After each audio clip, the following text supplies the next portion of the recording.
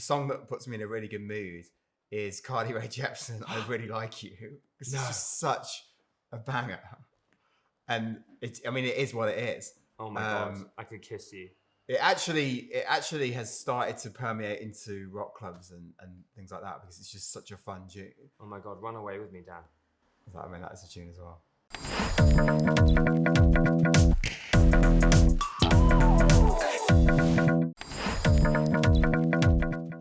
In every room in the world, as soon as Killing in the Name by Rage Against the Machine comes on, I'm going to be there. No, that's the song that stopped Joe McElderry getting a number one.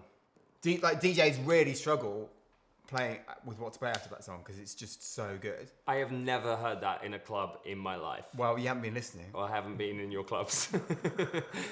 I think it's Gina G, who are just a little bit, but it has to be the version that was performed at Eurovision, the one that ends, it slams at the end, rather than the fade, because the fade's just a cop-out. So it's the Gina G Eurovision edit. I think it was the Moulin Rouge album, the Elephant Love Medley, is probably my first make-out song. I mean, what an anthem. What's Elephant Love? The Elephant Love Medley from Moulin Rouge. Right. It's amazing. It's like a mashup of loads of different elephants. Right? No, power ballads and stuff. Right. Okay. I mean, obviously, Gay and A NonGay, because that's the podcast we create and we think it's amazing. We're so lucky to have our listeners in our lives, and yeah, it's cool, right? Yeah. So he's gay and I'm not, and that's the premise. Basically, the premise. That is the premise. But what we found in that is actually that gay and non-gay people don't really hang out that often, and that if we want to create equality and breed allies, interesting terminology, then we need to hang out with each other and show each other that our differences make us special. And that's kind of what we've created with our podcast, and we're really proud of it. Surprisingly enough, the song that puts me in a really good mood is Carly Rae Jepsen, I Really Like You. It's just such a banger. And it is what it is. Oh my God, I Could Kiss You. It actually has started to permeate into rock clubs and things like that because it's just such a fun tune. Oh my God, Run Away With Me, Dan. That is a tune as well. Call Me Maybe. Literally, that's overplayed though. Literally, it's overplayed. No, it's not. Yeah, no, it's not. Whereas I Really Like You is actually underplayed. I mean, it is underplayed. All of Carly Rae Jepsen's music is completely underplayed. Making Gay History is one of the most amazing podcasts, and it's definitely grounded me in our history as being a gay person, because so often we just kind of live in the now and forget what's come before us, but we stand on the shoulders of everybody else, and they've given so much. It's amazing to go back through the archives and hear interviews with people like Sylvia Rivera's, and more recently even Ellen, just after she'd come out. And for me, I just think that's so important.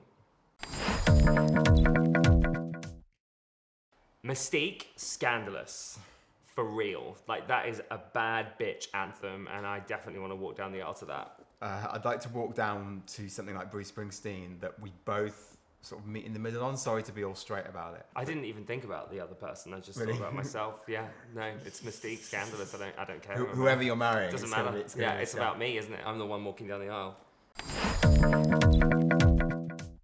James and myself actually did a lip sync battle at the Edinburgh Fringe Festival. Yeah, I won. It was so you literally didn't win. I slayed. I literally won doing Linkin Park in the end. So I think that would be my lip sync song. James did It's Raining Men. Yeah. But I think basically everybody was just like, oh, we've heard this done. But I did the Jerry version, and the Jerry version is sublime. It's the best version. The album that changed my life is genuinely Nirvana's Nevermind, and I can literally cut my life into two: before I heard Nirvana and after I heard Nirvana. I knew when I was listening to Nirvana that I was now a rock person. Do you know what I mean? For life. I really don't know what you mean. So before I was no, it's just because you said, do you know what I mean? I'm like, no. Right. The album that changed my life. Steps, Gold. And I know it's the greatest hit, so it doesn't really count as an album. but that album is just amazing. I remember listening to it in my car when I was younger, and every single song was a bop and like meant a lot. And I don't even know why, but there's just something about that music that is incredibly gay. So it just felt like home. It's got to be Bruce Springsteen. Much Bruce. And Born to Run. Well, there is a lot of Bruce. There's a lot of Bruce in life. So there's going to be some Bruce in death. Troye Sivan, Blue Neighborhood, totally encapsulates like what it's like to grow up being queer with mental health, and I just think that is such a perfect album that everyone should listen to that before they die. In fact, you might die listening to it, to be honest, because it's that iconic. It's Lady Gaga and Heal Me, which is like a really almost B-side Gaga song. But I remember listening to it when I was very depressed and I just needed her healing power. So I had it on repeat all day, every day. And it's amazing. It's such a good song. My most played song on Spotify is Gang of Youths, Fear and Trembling, which is this amazing Springsteen-esque band. They're more Springsteen than Springsteen. Like you hear it and you go, is that Bruce Springsteen? And it turns out that it's not. But they're huge in Australia. And I am leading a one-man campaign to get them recognised over here. The top 5 songs on my Spotify daily mix are M People, Moving On Up, Lady Gaga, Bad Romance, Ace of Base, All That She Wants, As by George Michael and Mary J. Blige, and finally, E17, If You Ever, featuring Gabrielle.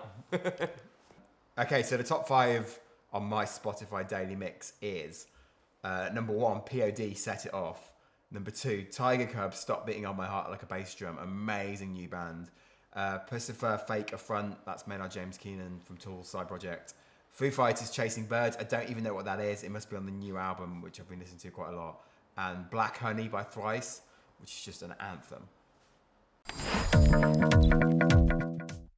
The Hilarious World of Depression, and it literally says what it is, but sometimes when you're in your darkest place, you need other people in their darkest place to talk to you on your level and make fun of it. And that's what that podcast did for me. It just opened my eyes up to, I guess, the hilarious world of depression. Like finding the fun in trauma is quite important for my survival. So that is an amazing podcast. You actually have a really good answer for this. Thanks. I'm kind of I'm the queer one, but you have a better answer, so I'm quite jealous. The aforementioned song is I Know a Place by Muna, which is such an amazing tune. It's all about safe spaces, not just for LGBT people, but it also addresses gun violence in America, and it's just incredible. Yeah, we had them on our podcast actually, and they were telling us that they wrote it after the Pulse shooting in Orlando, and I'd never heard it like that before, and it's such a meaningful moment for the queer community. The Bruce Springsteen Barack Obama podcast. You're joking. Have you heard it? No. It's unbelievable. Firstly, like, what a great bunch of lads. Like, you couldn't get two bigger legends in a room. Yeah. If you tried. For real. And secondly, they're just so clever. They're so articulate. And the fact that they are clearly friends is just so heartwarming and amazing. Well, I've been listening to the Michelle Obama podcast, which I think is far superior, to be honest with you. It's not. It is good. It's so good. It is really good, but it's not superior. In fact, the best episode is when she has Barack Obama on it. Mom has definitely passed down the Carpenters' back catalogue to me, including Rainy Days and Mondays, Mr. Postman, which is very, very fun, On Top of the World.